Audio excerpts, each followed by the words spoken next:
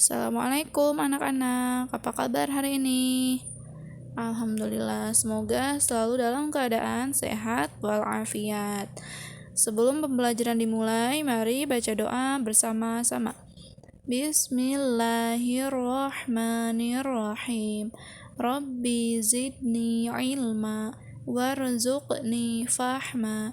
Ya Allah, tambahkanlah ilmuku dan pertinggilah kecerdasanku ini.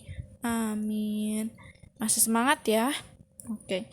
Di pembelajaran pertama, kita akan mempelajari yaitu tema 2, subtema 1, muatan pembelajaran bahasa Indonesia.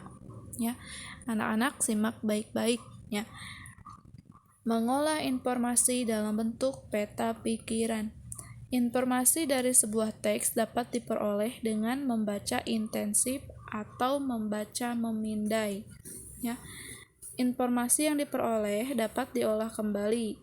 Salah satu cara mengolah informasi adalah dengan membuat peta pikiran.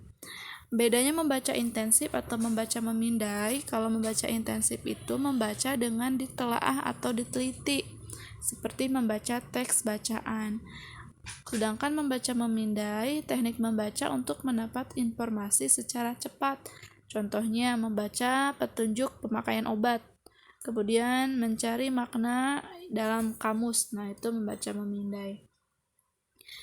Nah, kita juga dapat mendapatkan informasi dengan cara membaca artikel majalah, ensiklopedia, atau internet. Nah, berikut ini adalah beberapa contoh informasi yang dapat kita peroleh dari teks tentang minyak bumi. Simak ya. Nah, di kalimat pertama, minyak bumi termasuk sumber daya alam yang terkandung di dalam perut bumi. Kalimat kedua, minyak bumi diperoleh melalui proses penambangan. Kalimat ketiga, minyak bumi persediaannya sangat terbatas. Kalimat keempat, oleh karena itu harus digunakan secara hemat dan tepat. Kalimat kelima, sebelum dimanfaatkan sebagai bahan bakar, minyak bumi diolah menjadi bensin, solar, dan minyak tanah. Kalimat keenam, sisa hasil pengolahan minyak bumi berupa parafin, plastik, dan aspal. Nah, itu teks tersebut terdiri dalam 1 paragraf dan 6 kalimat ya. Itu.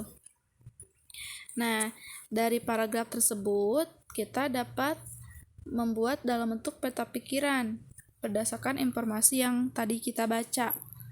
Di kalimat pertama tentang asal minyak bumi.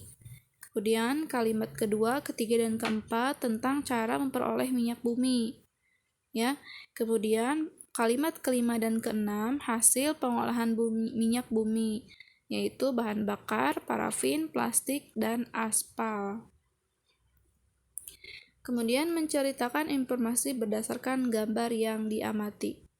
Informasi juga dapat diperoleh dari gambar. Informasi dapat diceritakan dengan menjelaskan bagian-bagian gambar secara detail dan terperinci. Kemudian, informasi juga dapat diperoleh dari gambar. Nah, perhatikan gambar berikut ya. Menurut anak-anak itu gambar sedang ngapain ya? Iya.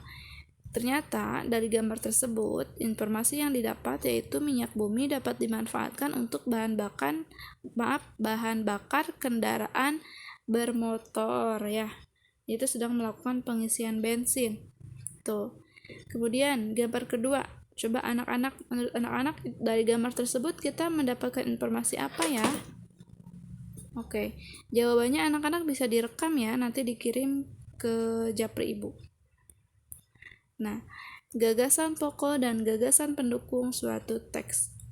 Ingat ya anak-anak, waktu minggu lalu kita sudah membahas mengenai gagasan pokok dan gagasan pendukung.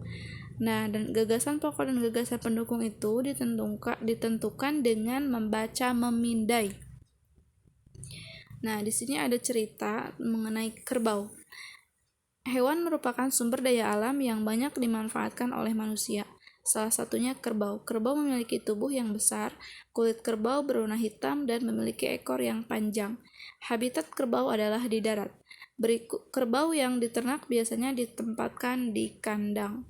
Nah, dari bacaan tersebut kita menemukan gagasan pokoknya, yaitu kerbau merupakan salah satu sumber daya alam yang banyak dimanfaatkan oleh manusia. Sedangkan gagasan pendukungnya yaitu dari kalimat kedua sampai terakhir ya. Nah, anak-anak bisa dibaca di sini ya. Nah, itu.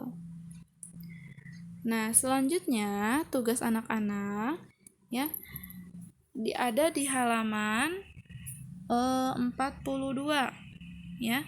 Ada di halaman 42. Nih, Ibu di sini ada ya. Nah, di halaman 42.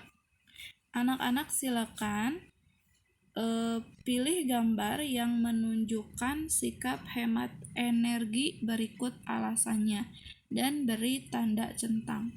Nanti hasilnya anak-anak boleh ditulis di buku paket langsung ya, halaman 42.